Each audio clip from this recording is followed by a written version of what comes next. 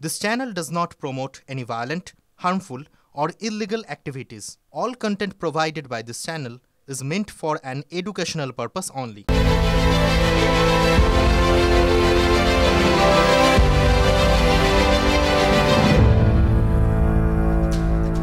আর এবার নজর রাখতে হচ্ছে 10টি ব্রেকিং নিউজের দিকে।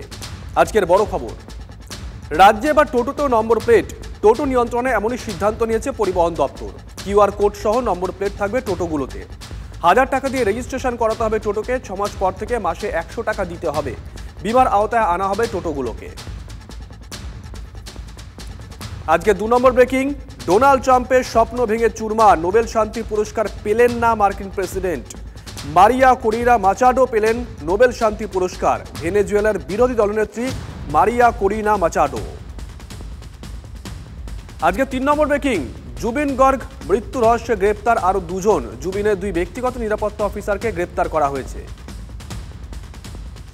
4 নম্বর ব্রেকিং, ফের কাবুলে দূতাবাস খুলবে ভারত। বড় খবর আজকের, আফগান সরকারের সঙ্গে আবার কূটনৈতিক সম্পর্কের জোর। তালিবান ক্ষমতা দখলের পরই দূতাবাস বন্ধ করে দিয়েছিল দিল্লি। আজ ভারত আফগান বিদেশ মন্ত্রীর বৈঠক হয় দিল্লিতে। 5 নম্বর ব্রেকিং, কাবুলে বিমান হানা পাকিস্তানের। তালিবান বিদেশ মন্ত্রীর ভারত সফর চলাকালীন হামলা। মাঝরাতে কাবুলের পূর্বাঞ্চলে পরপর বিস্ফোরণ। আফগান মাটি থেকে সন্ত্রাসের অভিযোগ করছে পাকিস্তান। আজকে 6 নম্বর ব্রেকিং, সুজিত বসু সল্টলেকের অফিস রেস্তোরাঁয় ইডি। গোলাঘাটের সুজিতের ছেলের ধাবাতেও তল্লাশি চালায় ইডি। পুরনিয়োগ দুর্নীতি তদন্তে 10 জায়গা অভিযান। দক্ষিণ দমদম পুরসভার ভাইস চেয়ারম্যানের বাড়িতেও ইডি। নিতাই দত্তের গোডাউনে হানা কেন্দ্রীয় এজেন্সির। আজকে 7 নম্বর ব্রেকিং, নাগের বাজারে আবাসনে ইডি হানা। বেসরকারি স্কুল মালিক দীপক দের ফ্ল্যাটে তল্লাশি। নিউ আলিপুরে হাইকোর্টের আইনজীবীর বাড়িতে ইডি। ঠনঠনিয়া চার্টার্ড অ্যাকাউন্টেন্টের বাড়িতেও ইডি। আজকের 8 নম্বর ব্রেকিং, চাকরিহারা শিক্ষকদের একাংশ ফিরতে পারবেন পুরনো কাজে। 546 জন শিক্ষক ফিরতে পারবেন পুরনো স্কুলে। তাদের পুরনো স্কুলে ফেরাতে ব্যবস্থা করছে এসএসসি। এসএলএসটি পরীক্ষা দিয়ে পদোন্নতি হয় ওই শিক্ষকদের। প্যানেল বাতিলে তারা বিপাকে পড়েছিলেন, তবে এবার নথি যাচাইয়ের পর পুরনো স্কুলে ফিরতে পারবেন ওই শিক্ষকরা। আজকে 9 নম্বর ব্রেকিং, বাঁকুড়ার সোনামুখীতে হাতি তাড়াতে গিয়ে আক্রান্ত হুলা পার্টি। বাসিন্দাদের হাতে মার খেলেন হুলা পার্টির 2 জন সদস্য। ফসলের ক্ষতির আশঙ্কায় চড়াও হয় গ্রামবাসীদের একাংশ। জখম হুলা পার্টির 1 জন হাসপাতালে ভর্তি আছেন। আজকে 10 নম্বর ব্রেকিং, দক্ষিণ কাশ্মীরে নিখোঁজ 2 সেনা দেহ পাওয়া গেল গভীর জঙ্গলে। কোকেরনাগের জঙ্গলে 2 প্যারাট্রুপারের দেহ উদ্ধার। জঙ্গি দমন অপারেশনে গিয়ে নিখোঁজ হয়ে যান ওই 2 জওয়ান। সেন্ট্রাল ইলেকশন কমিশনকে বসিয়ে রেখে এখানে যিনি সিইও স্টেটের থেকে যিনি গেছেন, যিনি যার বিরুদ্ধে অনেক কিছু অভিযোগ আছে, আশা করি তিনি বেড়ে খেলবেন না।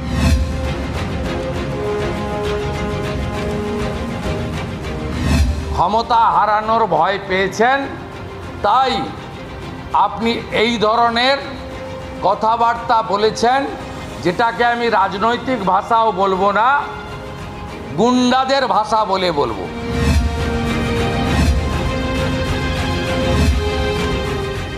তিনি বড্ড বেশি অফিসারদের থ্রেট করছেন, যিনি নিজে নানা অভিযোগে দুর্নীতিগ্রস্ত। আপনি যদি সোমবারের মধ্যে এক দুর্নীতি করে থাকলে কি দুর্নীতি তার প্রমাণ কি? 2, কোন আধিকারিককে চমকেছেন? আধিকারিকের অভিযোগ যদি সামনে না আনেন তাহলে ধরে নেব আপনি এসআইআর নিয়ে ভয় পেয়েছেন, ক্ষমতা হারানোর ভয় পেয়েছেন।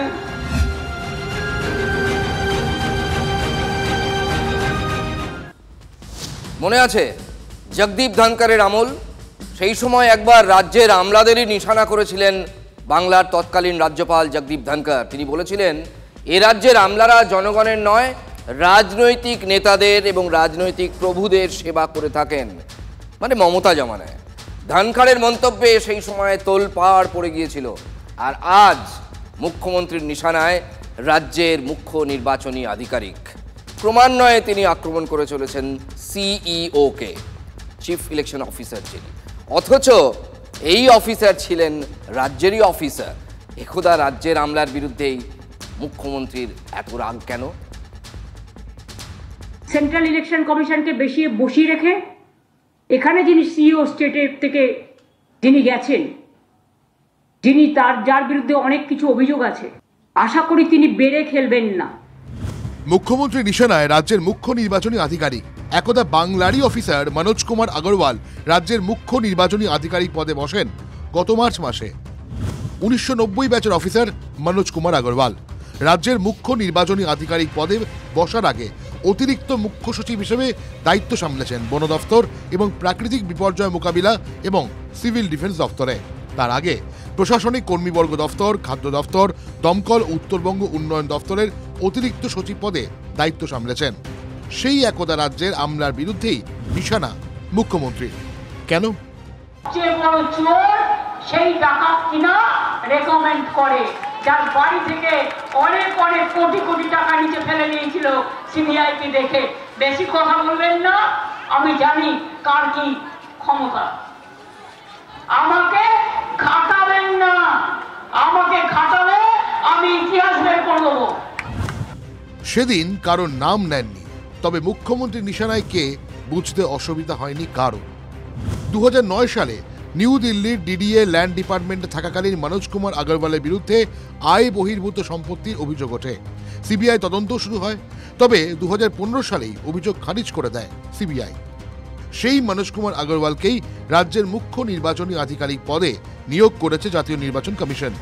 কিভাবে নিয়োগ হয় রাজ্যের মুখ্য নির্বাচনী আধিকারিকের? নিয়ম অনুযায়ী রাজ্যের মুখ্য নির্বাচনী আধিকারিক পদের জন্য রাজ্যকে এক বা একাধিক নামের প্যানেল পাঠাতে হয়। সেই তালিকা থেকে একজনকে রাজ্যের মুখ্য নির্বাচনী আধিকারিক হিসেবে বেছে নেয় নির্বাচন কমিশন।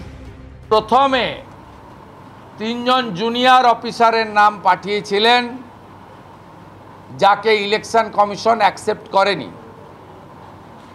তারপরে আপনি সিনিয়রদের নাম, এসিএস র্যাঙ্কের সব অফিসারের নাম পাঠিয়েছেন, তার মধ্যে ইলেকশন কমিশন চুজ করেছে। আশা করি তিনি বেড়ে খেলবেন না, মানে ওভার রিয়াক্ট করবেন না। তিনি বড্ড বেশি অফিসারদের থ্রেট করছেন, যিনি নিজে নানা অভিযোগে দুর্নীতিগ্রস্ত। এবং সিও পোস্টিং দেওয়ার আগে সিবিসি এবং আইবি থেকে ক্লিয়ারেন্স নিতে হয়। এটা আপনি না জানলেও 14.5 বছর মুখ্যমন্ত্রী করার পরেও আপনার ডান দিকে যিনি বসেছিলেন মনোজ পন্থ, তিনি জানেন। মুখ্য সচিবের উপস্থিতিতে রাজ্যের মুখ্য নির্বাচনী আধিকারিককে আক্রমণ মুখ্যমন্ত্রীর। মুখ্য সচিবের ভূমিকা নিয়ে বিরক্ত নির্বাচন কমিশন। মুখ্য নির্বাচনী আধিকারিককে যেভাবে আক্রমণ করেছেন মুখ্যমন্ত্রী, তারপর সিও দপ্তরের পাল্টা প্রশ্ন। একজন সিওকে যখন নির্বাচিত করতে হয় তখন রাজ্য সরকারের অনুমতি নিয়েই সেই প্যানেল যায় নির্বাচনী দফতরে। তাহলে কিভাবে দুর্নীতিগ্রস্ত সিওকে আগে থেকেই রাজ্য সরকার সেই প্যানেলে অন্তর্ভুক্তি দিয়েছিল? মুখ্যমন্ত্রী সিইওকে দুর্নীতিগ্রস্ত বলে দেখে দিয়েছেন। প্রতিবাদের প্ল্যাকার্ড নিয়ে আজকে কমিশনে বিরোধী দলনেতা গিয়েছিলেন। সিইওকে হুঁশিয়ারি দিয়েছেন মুখ্যমন্ত্রী। অভিযোগ শুভেন্দু অধিকারীর। মুখ্যমন্ত্রীর ভাষা বড় বিপজ্জনক বলছেন শুভেন্দু অধিকারী। কোন কোন অফিসারকে সিইও চমকেছেন প্রমাণ দিতে হবে মুখ্যমন্ত্রীকে, এবং সোমবারের মধ্যে প্রমাণ দিতে হবে। বিরোধী দলনেতার এমনটাই দাবি। আক্রমণের প্রথম লাইন ছিল সিও বেড়ে খেলছে। যিনি যার বিরুদ্ধে অনেক কিছু অভিযোগ আছে, আশা করি তিনি বেড়ে খেলবেন না। এই ভাষা গণতন্ত্রের পক্ষে বিপজ্জনক। এই ভাষা প্রশাসনিক প্রধানের সরাসরি নির্বাচন কমিশনকে হুমকি দেওয়ার নামান্তর। মানে ওভার রিয়াক্ট করবেন না। তিনি বড্ড বেশি অফিসারদের থ্রেট করছেন, যিনি নিজে নানা অভিযোগে দুর্নীতিগ্রস্ত। মনোজ আগরওয়ালের বিরুদ্ধে আপনার কাছে কি তথ্য আছে? পশ্চিমবঙ্গের জনগণ জানতে চায়, আমরা প্রধান বিরোধী দল জানতে চাই। আমরা জানতে চাই কোন কোন আধিকারিককে কিভাবে তিনি চমকেছেন বা ধমকেছেন। ফিল্ড সার্ভের নাম করে 3টে অফিসে বসে 4 জন অফিসার বিএলআরওদের ডেকে বিএলওদের ডেকে সম্পূর্ণভাবে থ্রেট করছেন আর বলছেন তাদের ইচ্ছে মতো কাগজ তৈরি করতে হবে। প্রমাণ না দিলে আর সিইসি এবং সিও ব্যবস্থা না নিলে দেওয়ালির পরে কয়েক হাজার লোক নিয়ে আসবো, নিয়ম মেনে 200 মিটার দূরে পাবলিক থাকবে, আর 50-60টা এমএলএ এখানে নিচে বসে থাকবো। জ্ঞানেশ কুমারজি বা তার প্রতিনিধি না এলে উঠবো না, আমি বলে গেলাম। মুখ্যমন্ত্রী নিশানা করছেন সরাসরি রাজ্যের মুখ্য নির্বাচনী আধিকারিক মানে সিইওকে, আর পাল্টা রাজ্যের অফিসারদের দিকে তোপ দাগছেন বিরোধী দলনেতা। এই রাজনীতির নিশানায় পড়ে গেছে কারা বলুন তো? বিউরোক্রেসি মানে আমলাতন্ত্র। আসলে মাঝখানে পড়ে গিয়েছেন আমলারা। কেউ কেউ এদেরকে বলছেন যে এরা অন্যায় করেছে, কেউ কেউ এদেরকে বলছেন এরা অন্যায় করেছে, মানে দুপক্ষের চাপে সাঁড়াশি আক্রমণের মুখে পড়ে গিয়েছে আমলাতন্ত্র ব্যাপারটাই, বিউরোক্রেসি। আপনার ধারে পাশে যারা আছে, মেট্রো ডেয়ারি স্ক্যাম, ভাইপো এবং জালান, গৌতম সান্যাল দ্বিবেদী, গোপালিকা রাজেশ সিনহা, এদের ইনভলভমেন্টের সব ডকুমেন্ট প্রত্যেকটি মানুষের হাতে হাতে আছে। ওনার এই নাম করে করে এগুলো বলার একটা ওনার প্রবণতা আছে, তো ফলে এইসব কথাগুলোকে কেউ গুরুত্ব দিচ্ছে না। মনীষ জৈন কেন সিবিআই ডাকে নিজাম প্যালেসে গেছিল? সবাই তো কোর্টে গেছিল, তো এগুলো তো আপন মনে না বলে, তা আপনাদের হাতেই তো সিবিআই, আপনাদের হাতেই তো ইডি, তো আপনারা সেখানে বলুন। আপনার অ্যাডভাইসার আলাপন ব্যানার্জির রিটায়ারমেন্ট বেনিফিট কেন এখনো চালু হয়নি? আপনার আরেক অ্যাডভাইসার দ্বিবেদীর এইচআরের টাকা হাতে নাতে ধরা পড়েছিল, 16 লক্ষ টাকা এইচআরের চুরি করেছে। এরা প্রত্যেকেই এর সঙ্গে যুক্ত। এইসব কাল্পনিক গল্পগুলো যে ছাড়ছেন, আপনারা বলছেন অমুক দুর্নীতি তমুক দুর্নীতি, আর ভাই তদন্ত করছে কে? সিবিআই। কার সিবিআই? বিজেপির। কে তদন্ত করছে? ইডি। কার ইডি? বিজেপি। তাহলে শুভেন্দুবাবুরা সংবাদ মাধ্যমে নাটক করতে আসছেন কেন? আপনি যদি সোমবারের মধ্যে মনোজ আগরওয়াল মহোদয়ের দুর্নীতি প্রকাশ করতে না পারেন, আপনার আইএস আইপিএস অফিসারদের, আপনার সিওমোর স্টাফদের সিরিজ অফ দুর্নীতি আমরা আজকে কিছুটা বললাম, বাকিটাও ভবিষ্যতে বলবো। উনি দেখবেন, আপনি লোকাল থানায় যখন যান তখন কোনো না কোনো অফিসারের নাম করে তাকে একটা হুমকি বা তাকে ধমক দেওয়া, তা যে অফিসে যান ওনার এই নাম করে করে এগুলো বলার একটা ওনার প্রবণতা আছে, তো ফলে এইসব কথাগুলোকে কেউ গুরুত্ব দিচ্ছে না। সময়সীমা বা ডেডলাইন সোমবার, তার মধ্যে প্রমাণ চাইছেন বিরোধী দলনেতা মুখ্যমন্ত্রীর কাছ থেকে, যেহেতু তিনি সিইওকে দুর্নীতিগ্রস্ত বলেছেন অন ডায়াস সরাসরি। আর প্রমাণ না দিলে শুভেন্দু অধিকারী বলছেন প্রমাণ যদি মুখ্যমন্ত্রী দিতে না পারেন তাহলে তিনি ধরে নেবেন স্যার নিয়ে সত্যি ভয় পেয়েছে শাসক দল। আপনি যদি সোমবারের মধ্যে বিরোধী দলনেতা এবং প্রধান বিরোধী দলের এই সমস্ত বিষয়ের অভিযোগ তথ্য প্রমাণ দিয়ে এক দুর্নীতি করে থাকলে কি দুর্নীতি তার প্রমাণ কি, 2 কোন আধিকারিককে চমকেছেন, কখন চমকেছেন, কিভাবে চমকেছেন, সেই আধিকারিকের অভিযোগ যদি সামনে না আনেন তাহলে ধরে নেব আপনি এসআইআর নিয়ে ভয় পেয়েছেন। হ্যাঁ, যদি কোনো অস্বচ্ছতা থাকে ভোটার লিস্টে আপনি ঠিক করুন, আমাদের কোনো আপত্তি নেই, কিন্তু একটা বৈধ ভোটার একটা, ওরা যদি বাদ দিতে চায় বাংলায় আগুন জ্বালিয়ে দেবে মমতা ব্যানার্জি, অভিষেক ব্যানার্জি, আমি তাই করি, আগুন জ্বলে যাবে বাংলার বুকে। নির্বাচন কমিশন ভাববে, আমাদের বিষয় না। নির্বাচন কমিশনের আন্ডারে যারা কাজ করবে তাদেরকে সুরক্ষা দেওয়ার দায়িত্ব নির্বাচন কমিশনের। আর নির্বাচন কমিশনের যারা কর্মী অফিসার তারা যদি সুরক্ষিত না থাকে বাংলার মানুষ কোন সাহসে ভোট দিতে যাবে? ভোট দিতে যাবে না। আশঙ্কা আছে, মুখ্যমন্ত্রী খেপাচ্ছেন। বিজেপিকেও আমি আবেদন করব, আগুন নিয়ে খেলবেন না, কন্ট্রোল ইয়োরসেলফ ফার্স্ট।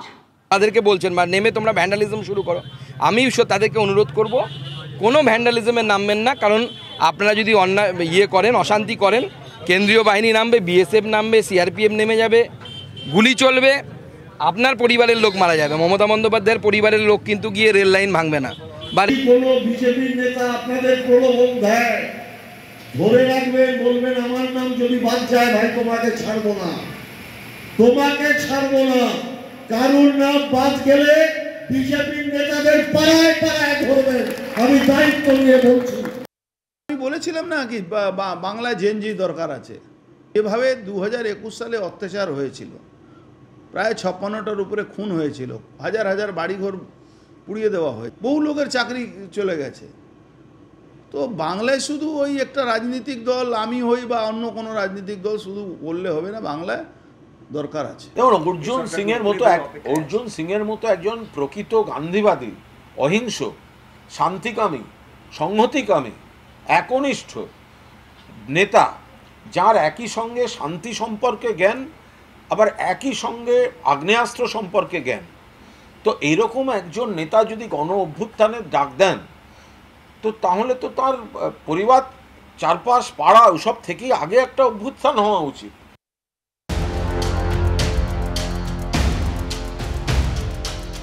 যত নির্বাচন আসবে তত এসব বাড়বে। ভয় থাকলে আর ঘরে বসে থাকতাম, তাহলে পালিয়ে যেতাম। যেটা ইডি বোঝার চেষ্টা করছে যে 2016 থেকে 2020 পর্যন্ত এই সময়কালে এই তাদের যে রেস্তোরাঁ বা অন্য ব্যবসা রয়েছে সেখানে যে ফান্ডিং হয়েছে, যে টাকা আসছে, সেই টাকাটা কোথা থেকে এসছে, সোর্স অফ ইনকামটা কি? 10,000 কোটি টাকা মালিক।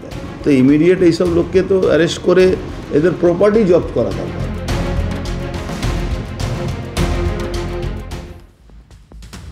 কাজী নজরুল ইসলামের প্রভাতী কবিতাটা হঠাৎ আমার মনে পড়ছে, জানেন? ভোর হলো দোর খোলো খুকুমণি ওঠরে। এই প্রভাতী যদি আজ ফের লেখা হতো, মানে এই যুগে এই সময়ের প্রেক্ষিতে, তাহলে কেমন হতো বলুন তো? আমাদের ওয়ালের দিকে তাকান। ভোট এলো দোর খোলো নেতাবাবু ওঠরে, ওই ডাকে ইডি হাঁকে সিবিআই এলো রে। আরেকবার বলি, মজা লাগছে না শুনতে? ভোট এলো দোর খোলো নেতাবাবু ওঠরে, ওই ডাকে ইডি হাঁকে সিবিআই এলো রে। আমাদের ডেস্কের একজন এই কবিতা লিখেছেন, বুঝলেন? এই কবিতাটা কেন বলছি বলুন তো? মজা করছিলাম, এর সঙ্গে মিল আছে। জোকস অ্যাপার্ট, আজ সকাল সকাল রাজ্যের দমকল মন্ত্রী সুজিত বসুর দুয়ারে পৌঁছে যায় ইডি। আবার 2024 জানুয়ারির পর আজ আবার সুজিতের সল্ট লেকের অফিস, রেস্তোরাঁ, এমনকি সুজিতের ছেলের ধাবাতেও কেন্দ্রীয় এজেন্সির তল্লাশি চলেছে দীর্ঘ সময়, টানা কয়েক ঘন্টার তল্লাশি, ম্যারাথন বলতে পারেন। এই সবে শুভ বিজয়া জানিয়ে উঠেছেন নেতা মন্ত্রীরা। এখনও শুভ বিজয়া যতদিন কালী পুজো না যাচ্ছে, লোকে জানায় এটাই রেওয়াজ একে অপরকে, এর মধ্যেই চলে এসছে ইডি। যদিও সুজিত বড় একটা গুরুত্ব দিচ্ছেন না, অন্তত ভাবখানা সুজিত বসুর এমনই। ভোট এলে ওরা এইরকমই করে, ওরা মানে কেন্দ্রের এজেন্সি। এই গা থেকে মাছি তাড়ানোর স্টাইলে বলছেন সুজিত বসু।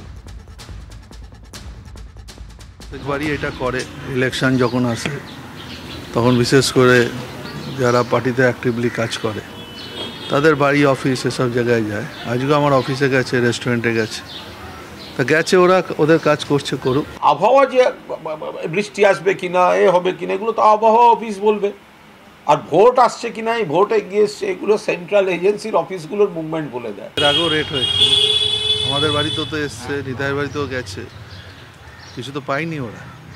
তারপরে আবার ইডি আসছে, এটা মনে হয়তো এটা টার্গেট করছে এই জায়গাটা, বিশেষ করে এই জায়গায় ওদের লোকজন কিছু নেই, রাজনৈতিকভাবে এটা আক্রমণ হচ্ছে। আপনি দেখবেন হঠাৎ ঘুম থেকে উঠে কয়েকটা তৃণমূলকে কীভাবে কালিমালিপ্ত করা যায়, একটা কিছু তাদের সফর হলো, মানুষ বোঝেন এগুলো কেন এটা হচ্ছে সেটা বুঝতে পারছি আমিও।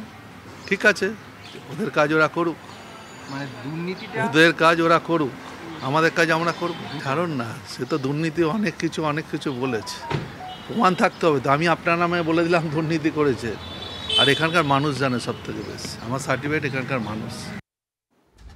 তৃণমূল বলে ভোট পাখি ইডি সিবিআই, তৃণমূল বলে কেন্দ্রের পোষা তোতা। একবার আদালত বলেছিল, ঘটনাচক্রে কালই হুঁশিয়ারি দিয়েছিলেন মমতা বন্দ্যোপাধ্যায়। এইটা না আমার খুব ইন্টারেস্টিং লেগেছে, জানেন? অদ্ভুত ব্যাপার তো, একটু মনে করে দেখুন। আমরা দেখিয়েছিলাম কালই মুখ্যমন্ত্রী মমতা বলেছিলেন, যদি মনে করেন এজেন্সিকে দিয়ে আমাদের বিরুদ্ধে অ্যাকশন নেবেন, we are ready to reaction. একবার শোনাই আপনাদের। যদি মনে করেন যে এজেন্সিকে দিয়ে আমাদের বিরুদ্ধে অ্যাকশন নেবেন, we are ready to accept any action. But if there is a action, there is a reaction also. আহত বাঘ সুস্থ বাঘের থেকেও ভয়ঙ্কর। রয়্যাল বেঙ্গল টাইগারকে আপনি যদি আহত করেন, সে কিন্তু রিটালিয়েট করবে। মুখ্যমন্ত্রী বলছেন রিটালিয়েট করবে। রিটালিয়েশন মানে কি বলুন তো? প্রত্যাঘাত। বাংলার শাসক সুপ্রিমোর এই হুঁশিয়ারিকে পাত্তাই দেয়নি ইডি, তোয়াক্কাই করেনি। 24 ঘন্টার মধ্যে আবার অ্যাকশনে নেমে পড়েছে ইডি। তাহলে চ্যালেঞ্জ অ্যাকসেপ্টেড। রাজনীতির অ্যাকশন রিয়াকশনে পিছু না হটে বাঘ শিকারে নেমে পড়েছে ইডি। শুক্রবার সকাল থেকে কলকাতার অন্তত 10 জায়গায় রেড করেছে ইডি। লেকটাউনে নিতাই দত্তর বাড়িতেও গিয়েছেন ইডি অফিসাররা, দীর্ঘ সময় ছিলেন সেখানে। নিতাই দত্ত পরিচয় কি? দক্ষিণ দমদম পুরসভার ভাইস চেয়ারম্যান, এখন সুজিতেরই একসময় আত্মসহায়ক ছিলেন। এই দুর্নীতি যখন হয়েছে বলে অভিযোগ, মানে যেটার তদন্তে ইডি নেমেছে, তখন অবশ্য সুজিত বসু নিজেই দক্ষিণ দমদম পুরসভার ভাইস চেয়ারম্যান ছিলেন। সেই সময় পুরো নিয়োগ দুর্নীতির তদন্তেই ফের ইডি স্ক্যানারে সুজিত বসু। 17টা মিউনিসিপ্যালিটির chairman, vice chairman, chairman in council, executive officer, finance officer আর ফিরাদ হাকিমের নেতৃত্বে এন্টার র্যাকেট এর সঙ্গে যুক্ত। সুজিত বোস সাউথ দমদমের চেয়ারম্যান হিসেবে বাড়ির 2জন শালিকাকে চাকরি দিয়েছে সুজিত বোস কামারহাটি মিউনিসিপ্যালিটিতে। এই কথাগুলো শুভেন্দু অধিকারীরা বলার আগে আয়নায় একবার নিজেদের মুখটা দেখে নেবেন, আর কাঁচের ঘরে বসে ঢিল ছড়াটা ঠিক নয়। 2024-এর আমি যদি ডেট ভুল না করে থাকি 12ই জানুয়ারি একই দিনে 2জন ব্যক্তির বাড়িতে ইডির রেড হয়েছিল। একজন সুজিত বসু আর একজন তাপস রায়, দুজনেই তৃণমূল কংগ্রেসের নেতা তৎকালীন। শুভেন্দু অধিকারী সেদিনকে তাপস রায়কে উদ্দেশ্য করে বলেছিলেন, আমরা বলিনি, শুভেন্দু অধিকারী বলেছিলেন বরানগর পুরসভার চাকরি চোর তাপস রায়। তাপস রায় ইনভলভ, অপর্ণা নয় যে নিয়োগ দুর্নীতি করেছে, তাপস রায় তার সঙ্গে যুক্ত। তারপর তাপস রায় বিজেপির হয়ে লোকসভার টিকিট নিয়ে উত্তর কলকাতা থেকে প্রার্থী হলেন। তার মানে বিজেপি যাদেরকে চোর বলছে, তারা যখন ওয়াশিং মেশিনে ঢুকছে তখন তারা বিজেপির বড় বড় নেতায় পরিণত হচ্ছেন। পাপ বাপকেও ছাড়ে না, পাপ বাপকেও ছাড়ে না। এর সঙ্গে ভোটের কোনো সম্পর্ক নেই। যারা করছে তারা বলতে পারবে, আমরা যা জানি বলে দিলাম। আপনারা আগেও জানেন একবার রেড হয়েছিল, তারা কিছু পায়নি। আমার বক্তব্য হচ্ছে, দেখুন, তল্লাশি করার যদি প্রক্রিয়া হতো তাহলে পরপর করতো, প্রক্রিয়া হয়ে যেত। মাঝে মাঝেই তারা করছে, মাঝে মাঝে তাদের মনে হচ্ছে এখন করা দরকার, ইলেকশন এলেই বেশি করে মনে পড়ে যায়। সবাই জানে এরা শিক্ষক শিক্ষাকর্মীর মতো মিউনিসিপ্যালিটির চাকরি, ফায়ার ব্রিগেডের চাকরি সব বিক্রি করেছে, সবাই জানে। এবার সেই কথা তুললে বলতে হয় যে বিজেপিতে যারা গিয়েছেন তাদের অনেকের বিরুদ্ধেই তো সিবিআই সংক্রান্ত অভিযোগ আছে। তো সিবিআইতে চলে গেলে সিবিআই তাদের বাড়িতে যায় না, তাদের এগেনস্টে তদন্ত হয় না। যাদের মেরুদণ্ড থাকে না তারা কেউ তাপস রায় হন, তারা কেউ শুভেন্দু অধিকারী হন, আর যাদের মেরুদণ্ড থাকে, সুজিত বসু মাথা নত করেনি, তাই জন্য সুজিত বসু মাথা উঁচু করে বলছে সুজিত বসু কেমন মানুষ সেই সার্টিফিকেট দমদমের বিধাননগরের সাধারণ মানুষ দেবেন। দক্ষিণে মানে আমাদের কলকাতায়, দক্ষিণবঙ্গে কেমন দক্ষযজ্ঞ চলছে আপনাদের দেখালাম, আপনারা বুঝতে পারছেন। এবার একটু উত্তরবঙ্গের দিকে নজর ঘোরানো যাক। মানুষ খুব খারাপ অবস্থায় আছে সেখানে দুর্নীতির জন্য। বহু প্রশ্নের উত্তর পাওয়া বাকি, আমরা শুধু প্রশ্নগুলো তুলে দিচ্ছি খুঁচিয়ে। কাল আপনাদের দেখিয়েছিলাম শিলিগুড়ি সংলগ্ন পোড়াঝাড়ের দুরবস্থার একটা ঝলক এই ঠোঁটকাটা স্পেশালে। এবার দেখাবো সেখানকার আর একটা মারাত্মক ছবি। আমার ঠিক বাপাশে এটা মহানন্দার বাঁধ, পোড়াঝাড় এলাকায় লম্বা বাঁধ, দীর্ঘ দূর থেকে নদীকে প্রোটেক্ট করছে। একই সঙ্গে বাঁধের এপারে যে বাসিন্দারা আসেন তাদের প্রোটেক্ট করতে এই নদী বাঁধ। এবং আমার বাঁদিকটায় যদি আমি দেখাই, এদিকেও কিন্তু দীর্ঘ এলাকা, যে পথে নদী আছে সেই পথেই বাঁধ রয়েছে। অথচ এই মাঝখানের এই অংশটা, যেখানটা আমি এই মুহূর্তে দাঁড়িয়ে আছি, এই অংশটা কাটা, অর্থাৎ বাঁধ কেটে রাস্তা তৈরি করা হয়েছে শুধুমাত্র এই বাঁধের ওপারে যে চরের জমি বিক্রির কারবার, সেই কারবারকে মদত দিতে। বাঁধ কেটে এই রাস্তা, যার জেরে এই বাঁধ দুর্বল হয়ে পড়ে। প্রবল জলরাশি যেদিন মহানন্দার জল উপচে পড়ে এই এলাকায় ধাক্কা মারে, ঠিক এই রাস্তার পাশের জায়গাটাই ভেঙে তলিয়ে যায়, বানভাসী হয় বিস্তীর্ণ এলাকা। ভাবতে পারছেন কত বড় মাসুল দিতে হয়েছে এই নদীর চরে বসবাসকারী মানুষগুলোকে। গরিব গুরব মানুষ তারা, বাঁধ কেটে তৈরি হয়ে গেছে পাকা রাস্তা, পুরোটা ছেলে খেলা। বাঁধ কেটে রাস্তাটা কবে তৈরি হয়েছিল? মোটামুটি 3-4 বছর হলো। এখানে তো বাঁধ ছিল? হ্যাঁ, বাঁধ ছিল। কোন দিক দিয়ে নিয়ে আসতো রাস্তাটা? রাস্তাটা স্কুল ঘরে আসছে। এই বাঁধের উপর দিয়ে আসছে? হ্যাঁ, কিসের উপর দিয়ে? না না, বাঁধের উপর দিয়ে নিয়ে আসছে স্কুল ঘরে। আচ্ছা, এই পাকা রাস্তা বানিয়েছিল? পাকা রাস্তা। কারা বানিয়েছিল রাস্তাটা? এটা তো পঞ্চায়েত থেকেই বানিয়েছিল। এখানেও শাসকের গল্প। এ যেন দুর্নীতির পাহাড়। ভোটের মুখে বন্যা পরিস্থিতিতে ফের বেআব্রু ডাবগ্রাম ফুলবাড়িতে তৃণমূলের জমির কারবার, মাফিয়াবাজি।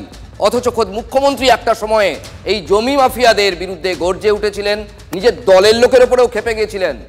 প্রয়োজনে আবার দেখাতে পারি আপনাদের সেই বাইটগুলো। সরকারি জমি দখল করবেন না কেউ, নেতারা করছো এই কাজ, উনি বলেছিলেন। কড়া পদক্ষেপ হবে বলেছিলেন, কিচ্ছু হয়নি। ভরা সভায় কত কথা শোনানো হয়েছিল দলের উত্তরবঙ্গের হেভিওয়েট নেতা গৌতম দেবকে। একবার শোনাই আপনাদের। ডাবগ্রাম ফুলবাড়ি তার মানে উদাহরণ, এবং আই এম সরি, ওখানে একটা ল্যান্ড মাফিয়া গ্রুপ তৈরি হয়েছে। তারা গভর্নমেন্টের সব জমি কাওয়াখালী থেকে শুরু করে বিক্রি করে দিচ্ছে। এক্ষেত্রে পুলিশও লোকাল ইনভলভ আছে, ল্যান্ড ডিপার্টমেন্টও ইনভলভ আছে। ডাবগ্রাম ফুলবাড়ি গৌতম দেব, তুমি এসছো, you cannot deny your responsibility also. ওই গ্রুপটাকে আমি ছাড়বো না। মনোজ, তদন্ত এগোচ্ছে, যে যে করেছে অ্যারেস্ট করে নেবে। অন্যায় যে করে আর অন্যায় যে সহে, ওখানে এক শ্রেণীর নেতা অন্যায় করেছেন, আর এক শ্রেণীর নেতা চুপ করে বসে বসে দেখেছেন। চোখের আড়ালে এত কাণ্ড হয়েছে, কেউ কিচ্ছু জানতো না। এই পোড়াঝাড়েই কেলেঙ্কারির শেষ নেই। এর আগে ডাবগ্রাম ফুলবাড়িতে পরপর 2 বার জিতে মন্ত্রী হয়েছিলেন গৌতম দেব, কিন্তু এলাকায় চর দখল, দলে কোন্দল, সরকারি জমি বিক্রির কারবার, এসবে লাগাম পড়াতে তিনি পারেননি, তার টিমও পারেনি। 21-এর বিধানসভায় হারতে হয় গৌতম দেবকে। 24-এ এবং লোকসভাতেও মুখ থুবড়ে পড়তে হয়েছিল তৃণমূলকে। এই এলাকায় যে খেলা চলছে, এখানে চাপটা কিন্তু তৃণমূলেরই। মহানন্দা নদীর চরে মানুষকে বসানো হয়েছে, পঞ্চায়েত দিয়ে বাঁধ কেটে রাস্তা তৈরি করে সেখানে যাতায়াতের জন্য সুবিধা করবার নাম করে এই মানুষগুলোকে প্রতারিত করা হয়েছে। যেহেতু মানুষ বসে গেলে তাকে একটা সার্ভিস দিতে হয়, তাকে তো আমরা উঠিয়ে দিতে পারি না। মমতা ব্যানার্জির এটা একটা ঘোষিত নীতি যে যে যেখানে বসে আছে তাকে পরিষেবা প্রদান, এটা একটা মমতা ব্যানার্জিরই বলা। মুখ্যমন্ত্রী বলেছিলেন যে সরকারি জমি উদ্ধার করবেন, নদীর চরে বসানো বন্ধ করবেন, ইত্যাদি ইত্যাদি। 2জন নেতাকে লোক দেখানো গ্রেপ্তার করেছেন, কিন্তু জমির কারবারও বন্ধ হয়নি। দিদি একটা ব্যবস্থা নিয়েছেন, এটা আপনারা সবাই জানেন, অ্যারেস্টও হয়েছে, কিন্তু তার পরবর্তীকালে এই ধরনের ঘটনা হয়েছে কিনা এটা আমার জানা নেই। পরবর্তীকালে আমার মনে হয় হয়নি বলে আমরাই এটার উপরে ঝাঁপিয়ে পড়ব। যদি ক্ষমতা থাকে, যদি মুখ্যমন্ত্রীর দম থাকে, তাহলে আপনি পোড়াঝাড়ে আসুন, দেখুন কিভাবে বাঁধ কেটে রাস্তা তৈরি করে নদীর চর বিক্রি করে তৃণমূলের নেতারা টাকা কামিয়েছেন।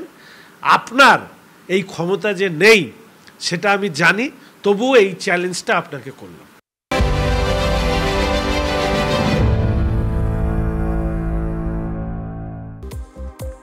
ছাত্রীর সঙ্গে অশালীন আচরণের অভিযোগ। চুঁচুড়া পুরসভার 11 নম্বর ওয়ার্ডে উত্তেজনা। প্রথম বর্ষের ছাত্রীকে পড়াতে গিয়ে অশালীন আচরণের অভিযোগ গৃহশিক্ষকের বিরুদ্ধে। অভিযুক্ত গৃহশিক্ষককে বেধড়ক মারধর এলাকাবাসীর। চুঁচুড়া মহিলা থানায় অভিযোগ দায়ের ছাত্রীর। অভিযুক্ত গৃহশিক্ষককে গ্রেপ্তার করেছে পুলিশ। পুলিশ তৎপর হলে খুন হতে হতো না রামপুরহাটে আদিবাসী নাবালিকা ছাত্রীকে। পুলিশের ভূমিকায় তীব্র ক্ষোভ প্রকাশ জাতীয় মহিলা কমিশনের তরফ থেকে। শুক্রবার রামপুরহাটে আদিবাসী নাবালিকা ছাত্রীর বাড়িতে যান জাতীয় মহিলা কমিশনের সদস্য অর্চনা মজুমদার। মৃত ছাত্রীর পরিবারের সঙ্গে কথা বলেন তিনি। ফের সিভিক ভলেন্টিয়ারের দাদাগিরি। মালার বৈষ্ণবনগরে টোটো চালকের থেকে 1000 টাকা তোলা চাওয়ার অভিযোগ। টাকা না পাওয়ায় টোটো চালককে মেরে পা ভেঙে দেওয়ার অভিযোগ। মালদা মেডিকেল কলেজে ভর্তি আক্রান্ত অভিযুক্ত সিভিক ভলেন্টিয়ার কালিয়াচক থানায় কর্মরত। অভিযোগের ভিত্তিতে তদন্তে কালিয়াচক থানার পুলিশ। তৃণমূল ব্লক সভাপতির বিরুদ্ধে দুর্নীতির অভিযোগে লিফলেট। গোঘাট 1 নম্বর ব্লকের শাওড়া এলাকার ঘটনায় অস্বস্তিতে শাসক দল।